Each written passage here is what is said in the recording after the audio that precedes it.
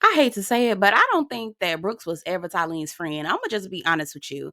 And I know some people think that Taleen is taking Stanbury's side, but I really don't think so. I think that she is assessing the situation appropriately. And she knows her friend Brooks is the instigator based off of previous history. And she's approaching her and handling her accordingly. That's my opinion. Again, I don't too much care for Brooks, so that might be also part of the reason why I feel the way that I do. But anyway, hey y'all, welcome back to my channel. My name is Belle, and this is the Belle Perspective, and we're here to talk about the Real Housewives of Dubai. This is season 2, episode 5, A New Home and Game of Telephone. If you're new to my channel, I talk about books, TV, reality, all kinds of things. So go ahead and get in where you fit in. Get down in the comments, let me know what you think about the episode, and don't forget to like this video before you leave. Let's get into it. So finally, praise God. Okay, Stansbury is finally in her house. Now, her home is a beautiful mess. It's a beautiful mess. And she's invited some people over. It comes turns out that Ayan is probably one of the first friends that come to visit her home. Now, I think Stansbury texted her. She said, Ayan says 15 minutes before she arrived to the house, but child, we know Ayan, girl. The way that Ayan got on my last nerve with the outfits that she planned for this episode, girl, please. I know we said we supposed to be letting Ayan do Ayan, but girl, this stuff is tacky, girl. It's very tacky to me. But anyway, so Ayan arrives in this number. I don't even know what to tell you. And she's got on heels. Now, we already know that Stansbury is still trying to put the pieces to her house together, and the heels, I think their floors are marble or something like that. You shouldn't have heels, right? So here go Ayan. Oh, I know you told me not to wear heels, but honey, I'm not removing them. I said, Ayan, Stansbury better than me. I'm like, all right, well, you can come another day then, because you're not coming in my house. No, for real. So we get to see like a rough draft of what Stansbury House looks like. Girl, that bonsai tree, the 80-year-old bonsai tree that they were feeding vitamins. That is so cute. She's gonna have a waterfall, and she's also gonna have it's like outside inside of her house, if that makes sense. Like, you can go outside, but you don't have to really be outside like that. That is so cute to me. I love that. Girl, that's everything. So they're giving Ayan a tour of the house, and they have the main bedrooms. They have the rooms for Yasmin's kids. I mean, not Yasmin's kids, but Stanbury kids and all. And then they have another room, which would be the potential baby room. And Sergio is like, honey, the baby needs to be near us. And here goes Stansbury. That baby gonna be wherever the hell I put it. Because, baby, I've been raising kids, and they've always been far away from me. Girl, listen. The way that these men, let me just take a pause, real quick pause for the cause. Stansbury in this whole baby storyline, girl, please, girl, playing somebody else's face. This girl do not want to have no baby. Clearly does not want to have another child. And I don't blame her, okay? And what's up with the men this episode trying to be all in these women's business with their womb? Rafi, Sergio, like, no, they have all these plans in their head about how things should go for somebody else's body. Where do they do that? No, sir. You better than me. But I'm about to get into their ass in just a second anyway. So here goes. They having Stansbury and Sergio having a back and forth, and Ayan was like, "Oh, okay, all right, this room is cute, but y'all need to talk about y'all baby situation." Girl, when I tell you, Ayan be having me hollering. Now, she tacky as hell, but she had me screaming, girl, screaming. So they sit down and have dinner or lunch, breakfast, lunch, and dinner, whatever. And Ayan brings up the whole baby situation, and Sergio was like, listen, we're gonna have a baby when we're ready. It's gonna come at the right time. And that's where Ayan shares with us that Yasmin said that she was basically raised off nannies. And here goes Stansbury, and I 100% believe Yasmin, because Stansbury was like, well, she don't know what it was like for me to grow up the way I did. I said, girl, you ain't do nothing but replicate exactly what your people them did to you. If the girl said she was raised by nannies, and here goes Stanbury, I had 87 employees that worked for me. I was home on the weekend and they didn't live in no rat trap. I'm like, girl, just because you had a home to provide for them doesn't mean that you provided everything that they needed. Children need more than a home and food. They need emotional support. They need encouragement. They need to feel protected. Like, there is so much more. And you know this because your mama did you the same way. I was kind of like, Stanbury, girl, instead of that damn hypnotist, your ass need to go to a real clinical therapist, girl. Anyway, Sergio said some bullshit about, oh, our baby's gonna be a fun baby. How do you know that? Like, I'm sick and first of all, I feel like Sergio want this baby for other reasons. I don't know what Sergio feel like. It feel like Sergio putting his hopes and dreams into this baby, and I don't like that.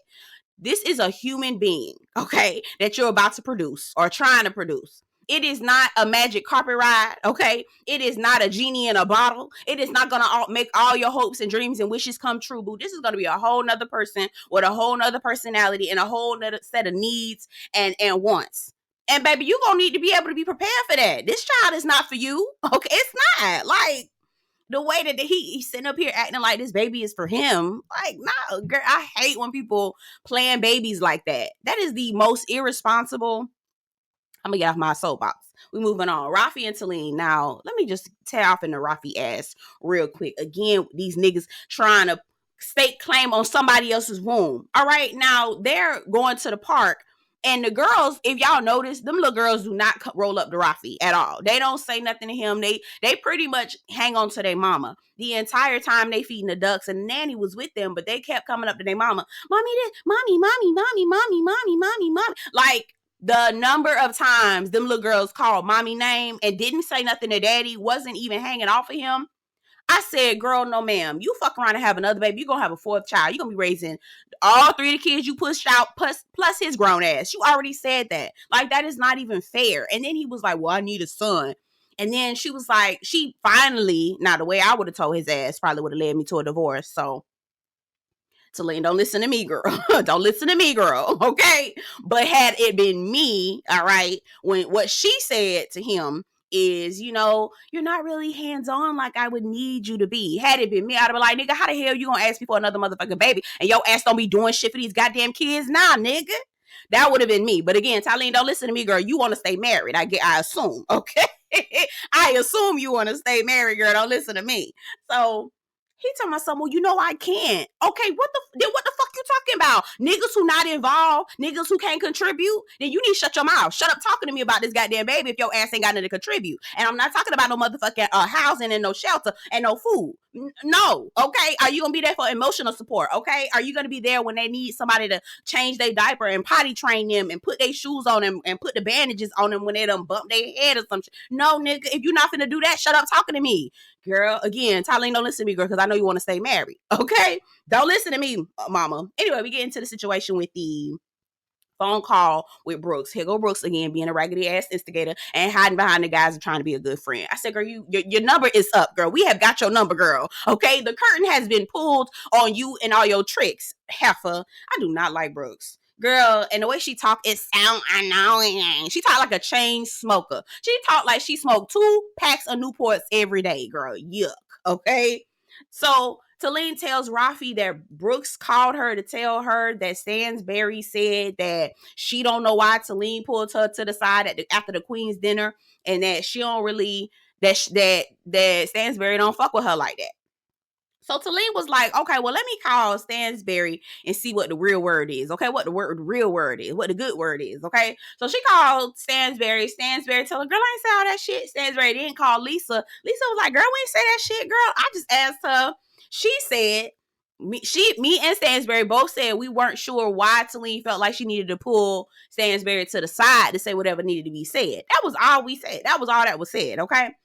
And so Taleen was like, I don't know what she got going on. You know, it seems like she's a little bit of an instigator, but I do need to have that conversation with her. Okay. And so we see that later on in the episode. Now here we go with Sara playing in our face again. Sara, girl, girl, okay, he's my friend. He's just my friend. Girl, okay. First of all, her son, what's his name? Tumia. I don't know how to pronounce his name. I don't want to butcher it, but that little boy is smart as hell. He is so smart. He was calling him a caramel and then called him caramel seduction. I said, okay, now wait a minute now. All right now. Well, now wait a minute. First of all, how the hell does he know what the hell seduction is? What is that? He got to be all of 6, maybe 6 or 7, maybe 8 at the max. What does he know about seduction? Sir, please. So very smart. But also, okay. All right, come on.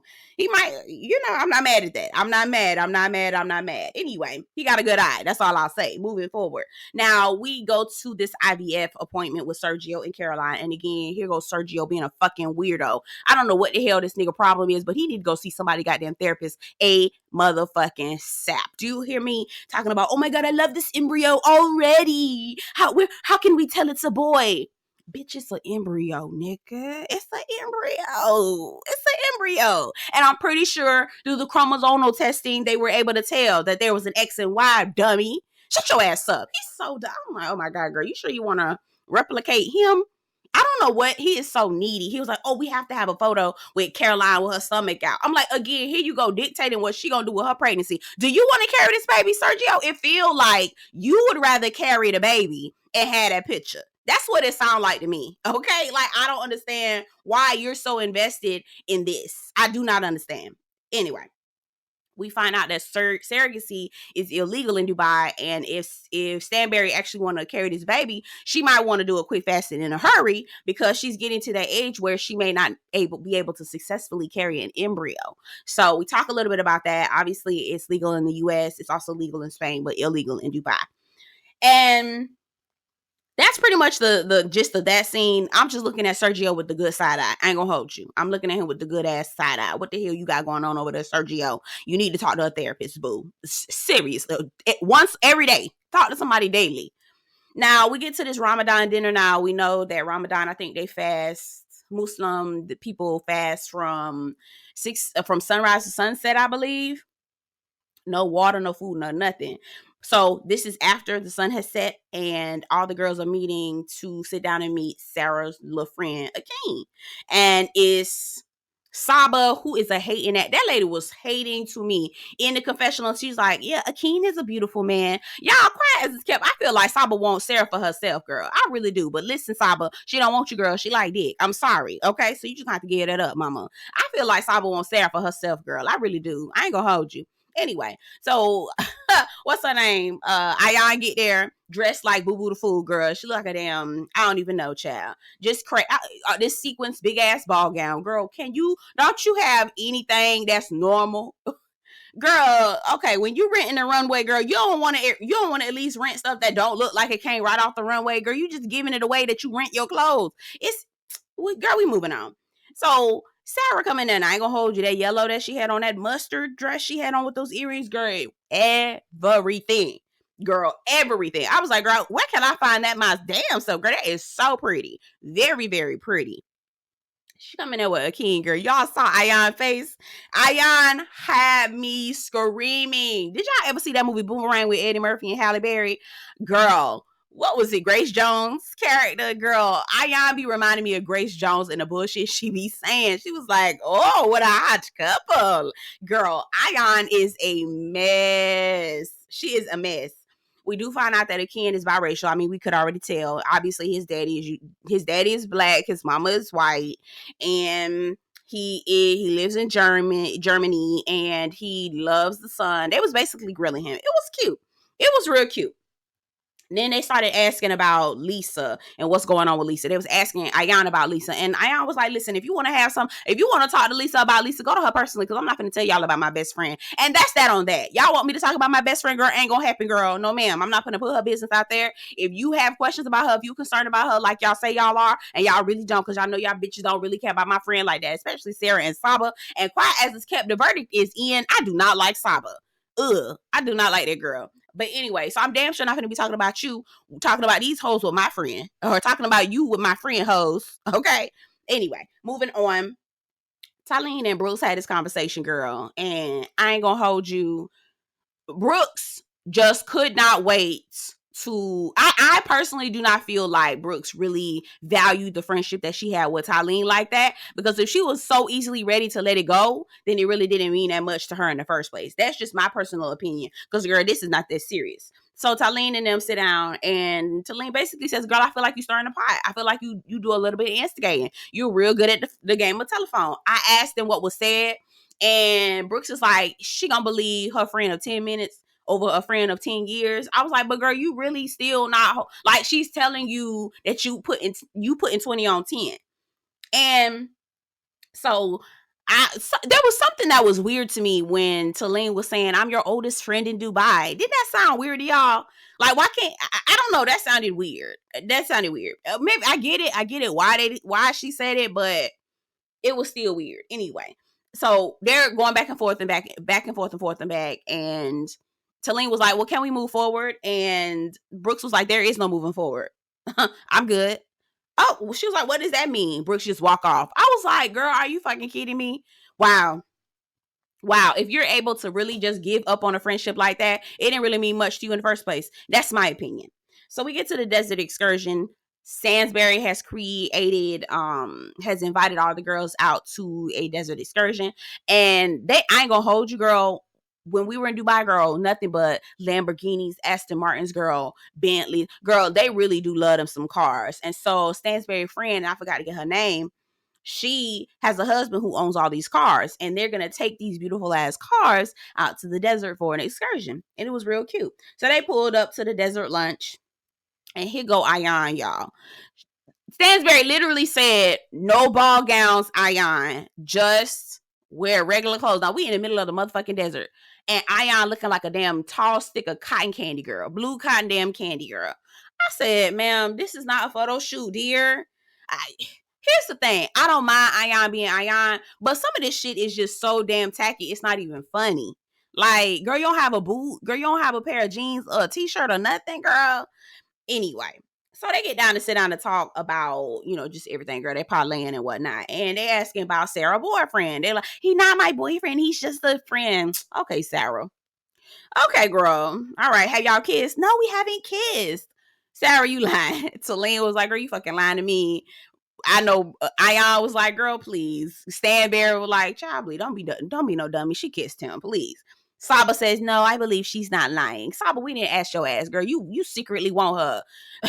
Saba's the secret lesbian to me, girl. Anyway, I don't know how the conversation switched back to Brooks and talking about how she's so calm. I said, do y'all know Brooks? Y'all talking about she calm. Girl, what? This chaotic mess over here? Girl, who the hell y'all talking about? Not this. Y'all must be talking about somebody else, girl, because not this nigga right here. And she said, I went my healing, girl. You went to one session, girl, please. Okay.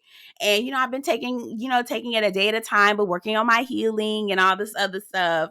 And Taleen was like, well, she wasn't real calm with me last night. And we had a whole altercation. She said, I wouldn't call it an altercation. You said some things. I said some things. Let that be that.